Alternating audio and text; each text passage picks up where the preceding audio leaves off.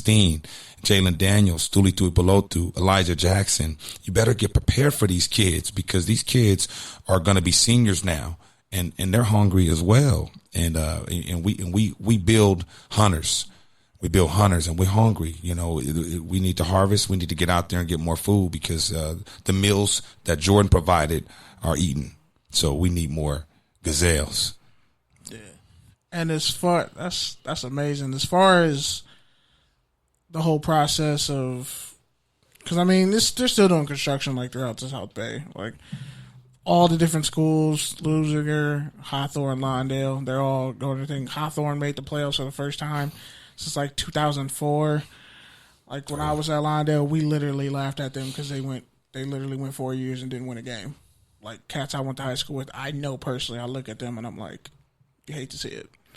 So to see that progression in the South Bay, all these teams, you guys being the first to win that, and you look at your weight room, you look at things that other programs that maybe haven't even won titles, like in the outer ranks, haven't even won titles, or only won titles recently because transfer rules and all that.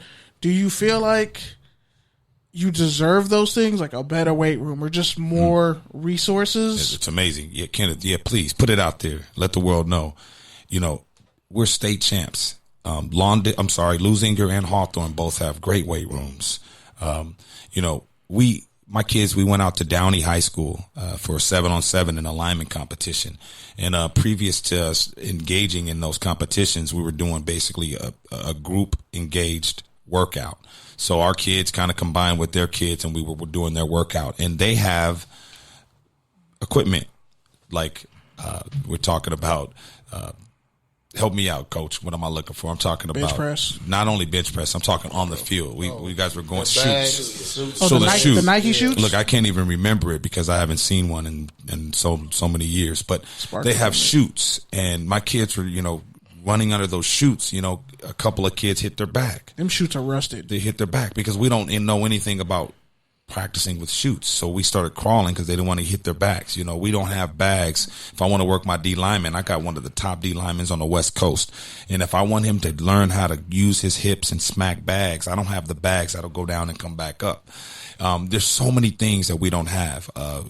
Sometimes we don't even have practice space. We've got to share with baseball or soccer, or and people leave soccer nets out, and that's a whole nother story. We don't have lines on our field so that my kids know what 10 yards is. I got a coach recently, a kid that I coached, Charles Gordon, who played in the National Football League, who just coached the Denver Broncos this past season. He's home working on a master's degree, so he's taking a year off before he gets back into the college or NFL ranks. He decided to come coach with us, and he walks out and he goes, "Well, how'd you win state?" Because he's coming from a place where they have full amenities. He goes, "How did you win? How do you teach your kids how to run a route at the hash? How do you teach your kids how to run a 12-yard consistent depth?" Well, I said, "Hey, we do it to the best of my ability. We measure it and we try to get it done. And I don't even think about some of the things that my kids don't have. But we definitely need help. We need support. It's amazing. I look at this community, some of the things that these kids have done, things that no one has ever done. No one has ever won state in our Centinela Valley School District. Hawthorne High School's had some great players, the Curtis Conways, etc. Lusinger's had some sensational athletes over there in their program. In Lawndale, everybody says Fred Dreyer. Nobody talks about, anybody else, but we're going to change the narrative. In 10 years, you're going to be talking about these kids, these Michaela Steens and these Wilmores and these Elijahs and Jalen's and Jeff Trepaniers. And you guys are going to be talking about these guys in 10, 15 years. And who knows where I'll be. But you'll understand that what we're doing now is so special. And the community, Best Buy, I'm right in my room, we're talking about 6 kids have been offered by Division I schools. We're talking UCLA, USC, University of Washington, Nebraska. Top country programs in the country. And every time I send a highlight tape out to a college coach around the country, they see Best Buy. Well, Best Buy, you know what? You should be taking care of us and making sure my kids have enough bags and on that football field. You see Home Depot. You got, every time that these kids are winning state, you hear about it. Lawndale High School just won a state championship. It just helped our mayor. It just helped our whole entire community. When they're in their little social gatherings and they're talking about their community and they're saying, hey, there's a guy from Gardena. There's a guy from, all these councilmen from all these different cities. A lot of people love sports and they go, hey, well, Lawndale, your high school just won the state championship. That's a big deal. And I don't think that the kids know the impact that they're having in the community, because I'm not a politician. But obviously being the head coach, I've got to dabble in the politics aspect of it, and I got to stand up for my kids. They deserve better. They deserve more. They deserve a lot more recognition. They deserve respect. And I don't think my kids get it. But unfortunately, when 9 of these guys are in the National Football League in 4 years, the city, the school, the district, everybody's going to want them to be recognized as that. But, that's going to be something up to those families if they're going to want to represent Lawndale at that point, because it's going to be special. When you see 6 guys in the National Football League that played at Lawndale High School in the same era, people are going to say, wow, they had a lot of talent. Those kids worked their tails off. They're obviously great kids, because to be successful on the next level, you got to be academic correct. You've got to be obedient. You got to be coachable. You've got to do so many different things to be successful. And I'm telling you right now, I'm speaking it right now. Today I think it's August 2nd, 2019. 6 to 9 of these guys will be playing in the National Football League from the last couple of years that we've been coaching here at Lawndale. And so that's special. And that's lucrative, and that's something that the city could benefit off of, and a lot of other people in this community, if they would understand supporting these people, getting behind them and pushing them to heights that, only some people can attain. So I hope the community is listening. I hope Lawndale is paying attention. I hope they're not just taking this for granted, because this era is not going to last forever. All empires come to an end. All empires crumble. All empires crash. And so whenever this empire crashes, it's not going to be happening right now. We're powerful. Military is strong. We're ready for war. But when it does end, when the smoke clears and they come check the ruins and you start seeing how wonderful this era was, and then you start seeing on the walls the names that made, memories, you're going to realize how great this generation was. And hopefully you guys, the community does it before it's too late. That's fantastic, because to kind of feedback into your point, I remember when that was a dirt field, because my sister went there. Right. Like, I heard she was a freshman.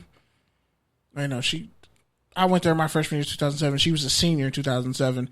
That Performing Arts Center was supposed to be done when she was a freshman.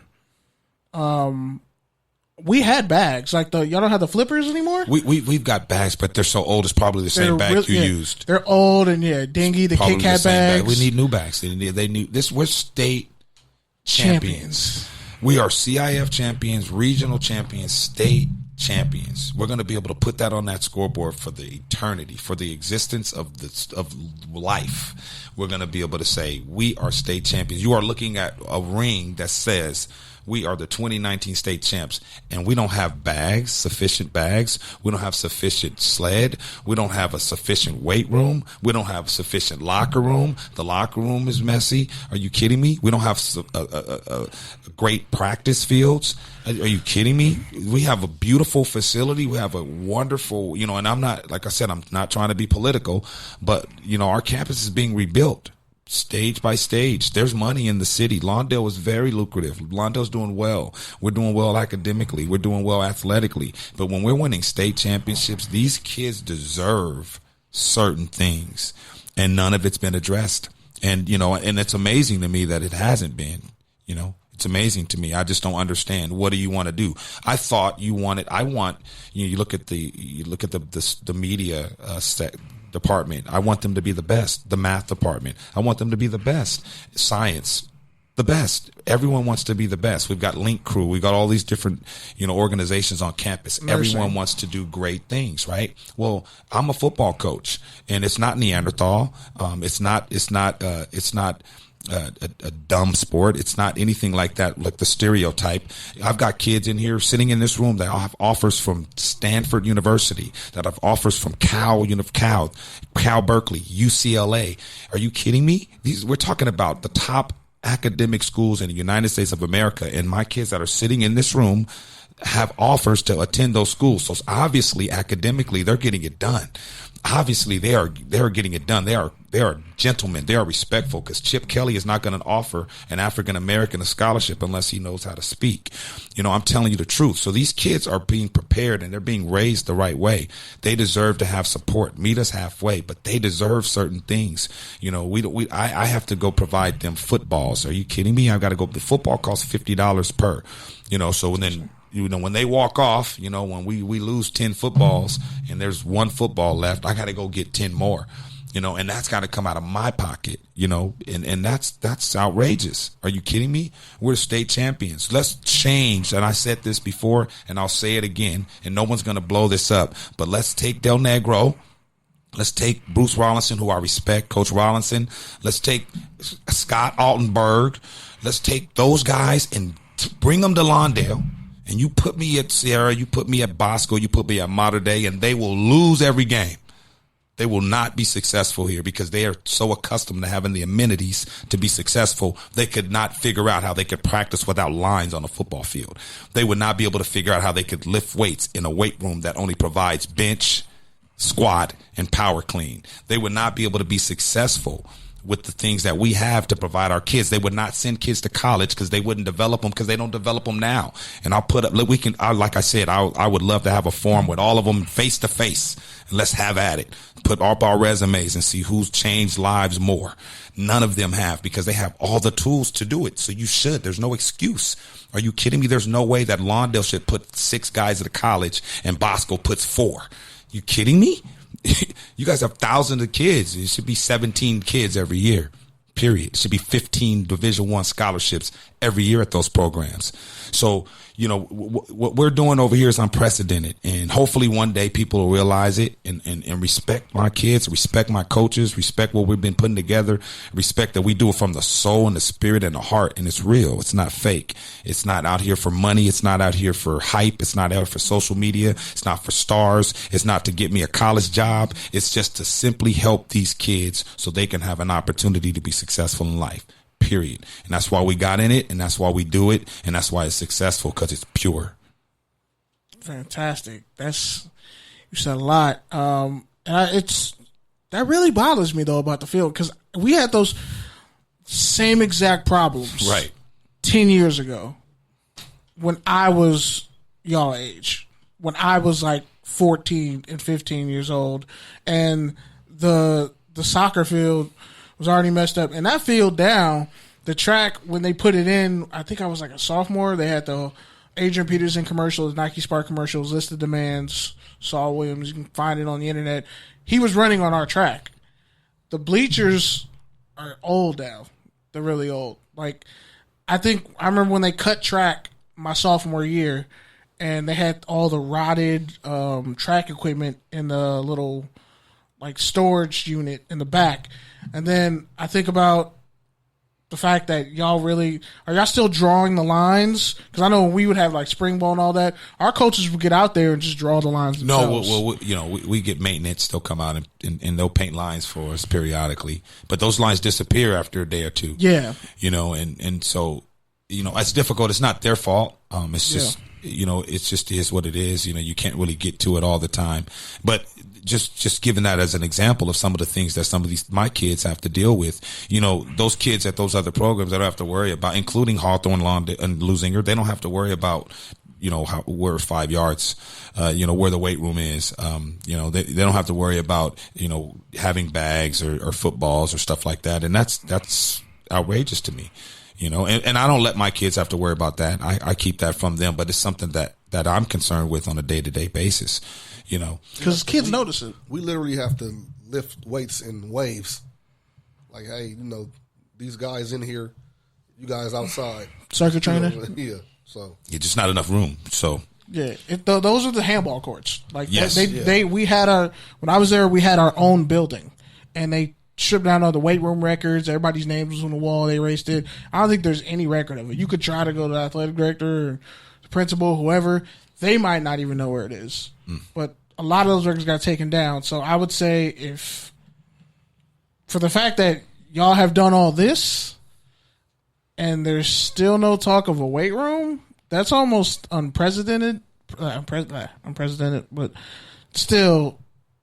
And you kind of talked on the whole Sarah issue. Yeah, they just bragged about Sarah to the NFL. I've seen some Instagram posts and all that, and how like